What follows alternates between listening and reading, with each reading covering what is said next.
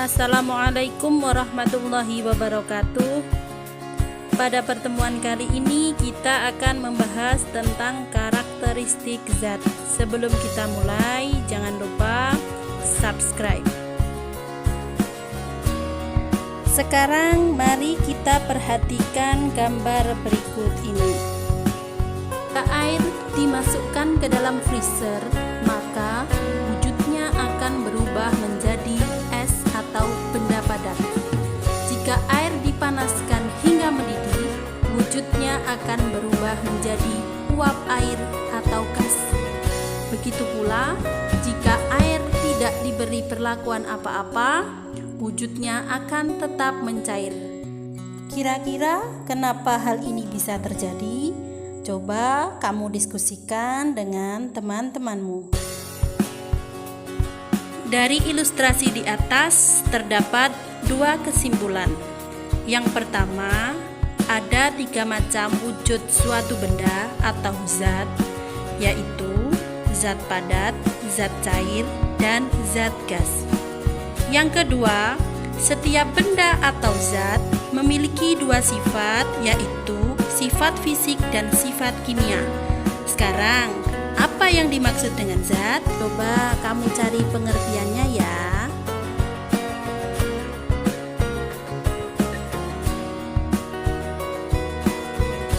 Sekarang kamu perhatikan. Coba sebutkan manakah yang termaksud zat padat, zat cair, dan zat gas.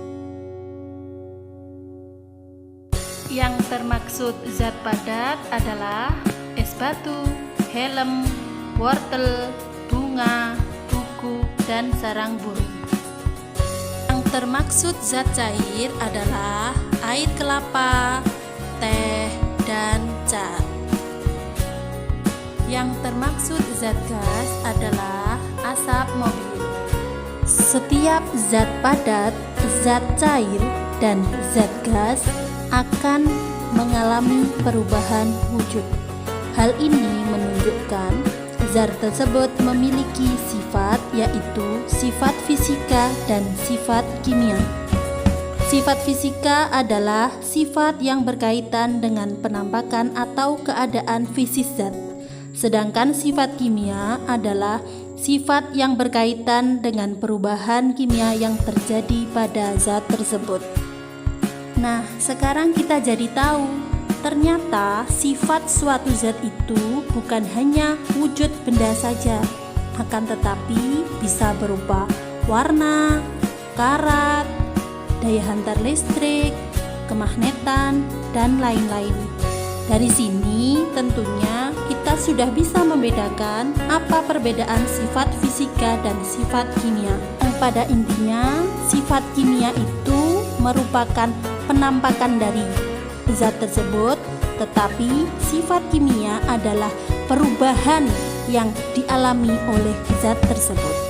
Nah, sekarang kita akan mempelajari perubahan bentuk zat terbagi menjadi 2, yaitu perubahan fisika dan perubahan kimia.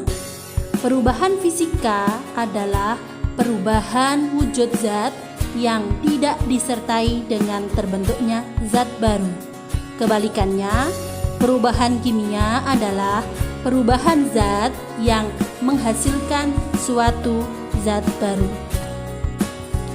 Nah, sekarang kita pelajari satu persatu perubahan bentuk fisika dan perubahan bentuk kimia. Perubahan bentuk fisika ini sudah sering kita pelajari, mungkin di MI ataupun di SD. Dari diagram ini sudah sangat jelas kalau suatu zat bisa berubah bentuk. Nah, dari padat bisa berubah menjadi cair, bisa berubah menjadi zat gas. Contohnya air, ketika kita masukkan ke dalam freezer, dia akan membeku menjadi benda padat. Sebaliknya, ketika kita keluarkan dari freezer, dia akan melebur berubah lagi menjadi benda cair. Artinya, benda ini tidak berubah menjadi bentuk baru. Sedangkan perubahan kimia merupakan perubahan pada zat karena reaksi kimia yang menyebabkan timbulnya zat baru. contohnya di sini sudah sangat jelas ya, seperti besi yang berkarat, kemudian kayu yang terbakar, yang membusuk dan sebagainya. Yang pada intinya perubahan kimia ini terjadi karena proses pembakaran, pengkaratan, pembusukan, fermentasi, pemasakan, dan pengenziman. Sekarang kita simpulkan, bagaimanakah ciri-ciri perubahan fisika dan kimia? Pada intinya perubahan fisika tidak membentuk zat baru dan dapat kembali ke bentuk semula tanpa mengubah sifat dan struktur zat. Sedangkan perubahan kimia dapat membentuk zat baru, tidak dapat kembali ke bentuk semula, dan terjadi perubahan pada sifat dan struktur zat. Untuk lebih jelasnya, silahkan kalian jawab pertanyaan berikut ini. Nah, ini termasuk perubahan fisika atau kimia ya. Itu adalah es yang berada di kutub, berarti termasuk perubahan. Ya betul, perubahan fisika. Kalau apel yang membusuk, dia terbentuk zat baru, berarti termasuk perubahan fisika apa kimia? Nah, jawabannya mudah sekali, termasuk perubahan kimia. Sudah bisa membedakan ya apa itu perubahan fisika dan perubahan kimia? Nah, ini saya kasih contoh lagi. Nah, ini kalian jawab, kemudian jangan lupa dituliskan di bukunya masing-masing.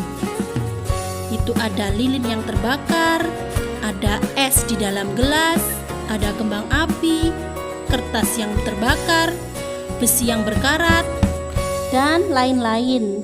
Nanti silahkan kalian catat di bukunya sebagai latihan.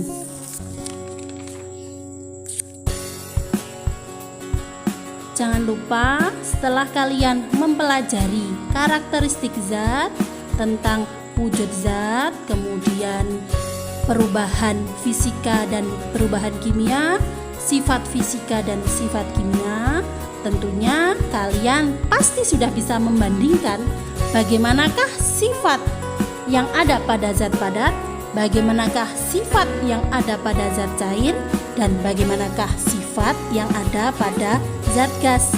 Jangan lupa tuliskan jawabanmu di bukumu.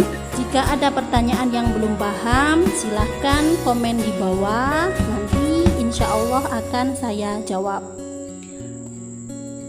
Nah, sekian pertemuan kita mempelajari karakteristik zat. Apabila ada kurang lebihnya, saya mohon maaf yang sebesar-besarnya. Sebelum saya tutup, jangan lupa subscribe ya. Sekian, wassalamualaikum warahmatullahi wabarakatuh.